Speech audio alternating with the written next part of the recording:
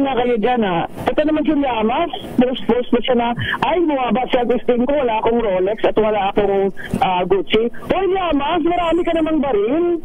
Bakit nababa ang Nako, eto ha, marami naman siyang baril. Ngayon ko lang napagtanto ito na nalaman yung ito mga istorya na ito. Di ba tanghuli ka ng illegal possession of firearm? Naku, nahulihan pala siya illegal possession of firearm. Bakit nakalaya ito? Hindi kasi kulong ang illegal possession of firearm. Kulong po yan.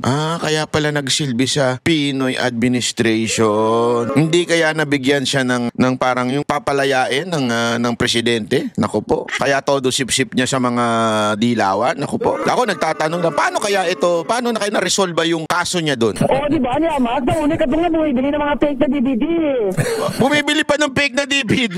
Ano ba yan? Fake na DVD na ba yan? Illegal ba yan? O barely legal? Ako, delicates to Llamas ha. Ikaw talaga, mahilig ka sa mistisa.